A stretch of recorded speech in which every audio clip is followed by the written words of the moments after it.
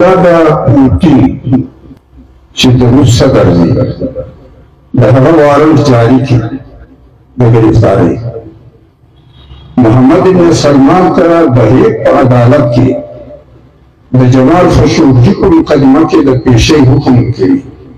نو دا تاسو څنګه وګورئ دا سوالګر بولي که بادشاهګر بولي یا څه شي. او بیا تعلیم یافته خلک باید په دغو مجلسو باندې سنجیده واوسي. په 1948 کې د اقوام متحده د انساني حقوقو منشور پاس کړی. په 1945 کې د اقوام متحده دستور العمل پاس شوی دی.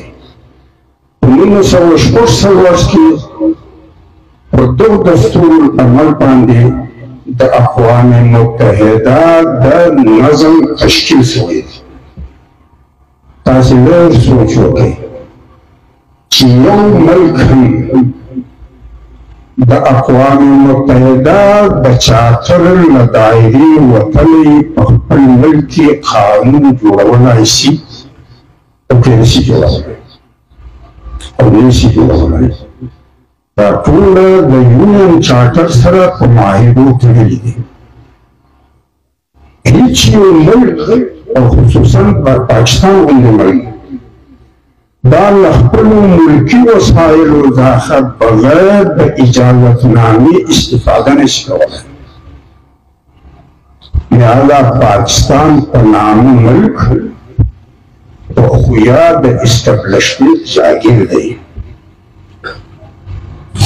لهذا پکار دا دی چې موږ په دغو ټولو مجلسو باندې په سنجیدګي سره چې پوهاوی هغه دغه دا جذباتیت او دا زورونه نړولې د څلوري چې الله چې دا بس اسمان حقیقتونه مخ ته شوي دي. که یوره دنیا ګلوبل ویلج ده او دا مفکوره مقبوله ده نو د بیا ځله ملایانو او له کمپرسانو له دواړو پوښتنه کوي چې دغه یو کلی یا دا یو انسانیت د ملا په وس پوره دی چې شریعت یې دله ماتې شي. د کمپرس په وس پوره دی چې په مسلو یې دله ماتې شي. په دغه وحداني دنیا کې چې دا نن موږ پکښې یو په دا وحداني دنیا کې قابل غور دا دی چې که انسان یو دی دنیا ګلوبل ویلج دی نظام به سره غږ چې د انسانیت لپاره قابل قبول نظام څه دی. که ملایان په شریعتو دنیا متوي یا کمپرستان په نسلو دنیا متوي ګمان خو نه رسېږي. بې له دغې خبرې چې کوم قوتونه یا کوم قومونه او ملکونه د خونریزۍ له لارې دا د ځان تسلط غواړي ملایان به د جهاد په فتوا د ځوانانو مرکنډۍ ور برابروي. کمپرستان به د ازادۍ په نامه د ځوانانو مرکنډۍ ما ته په بل کردار نه معلوموي او دا د مذاکرې د نسبایي شپرو خواړي. له دغې وجې څخه نور د ملګرو له طرفه داخل د ټولو مذهبي سیاسي سماجي قومي علاقایي تنظیمونو ته دعوت دی چې د هغې سطحې مصر سره له دوو نورو راځي چې د مشاورت یو ماحول جوړ چې اتفاق هم دی په هغه کې مټوله وکړو چې اختلاف هم دی په هغه کې هر څوک آزاد دی. البته چې د چا له ده سره په رایه کې اتفاق نه دی هغه د نه د هغو تایید کي نه دې تردید کي. تردید یې په دا وجه باندې نه کي چې زموږ مخه یو بل سیاسي او مذهبي جماعتونه دي نیولې. زموږ د ګوردو د لارې هډیکا اسټابلیشمنټ دی او دا اسټابلیشمنټ هم په حیثیت د ادارې پردی دی، مګر افراد یې زموږ خپل دي، په کلمه شریک دي، په وطن شریک دي، په خاوره را شریک دي، د خلکو د ډېرو خلکو مذهبي سره دي. پکار دا دی چې موږ او اسټابلیشمنټ له سنجیدګۍ څخه کار واخلو. که قوم او اسټابلیشمنټ په غاړه کې سره لوړ دي نو د دښمن ستوري په غاړه باندې، او که موږ یو داسې سیاسي روش اختیار کړو چې اسټابلیشمنټ د بین الاقوامي اسټابلیشمنټ ذیلي اداره ده،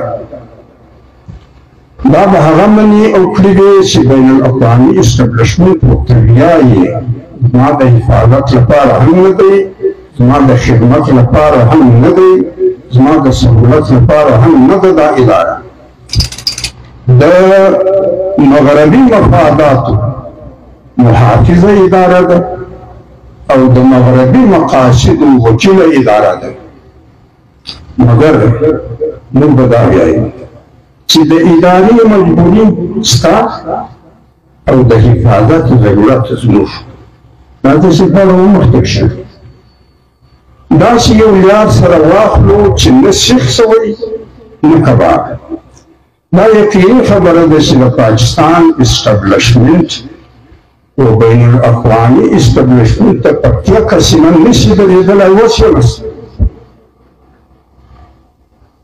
لیکن دغه هم لار نه دی چې موږ او دوی په غاړه کې سره ولولو. د دوی اوس خپل کیفیت دا دی چې اف سي له فوج ویرالي، پولیس له اف سي ویرالي، فوج په خپل مابین کې ځله ویرالي، اف سي په خپل مابین کې سره ویرالي. نو زه دوی ته وایم چې ته یو د کور څلور دیواله له دښمنه نشې زغړلی، دننه در دربار جوړه کړې یا په ما یې دید وکړ، ما به څه کړي خو له ټول څه چې ته نه وي کراره کراره او پښتانه یې خدای دې تا غم نه کړي چې راشي زموږ نه کړي. اوس تا خدای تخریبګاره نه کړي، نو موږ یې تخریب خو چې ته راغلی یې شر دا کام نه دی لیدلی، نو خو له ټول څه ته به هم په امن شي، موږ به هم له دا بدګمانۍ وو. سیول انتظامیه او صفایي مسلح ادارې د کوچو خاص دغه هم نه دی. د فارسي یو شعر دی یایي نفس مارا کمتر از فرعون نیست لیک او راهون نیست. خو د فوج او د اف سي او د مرکزي مسلح ادارو په نسبت دوی کمزوري دي.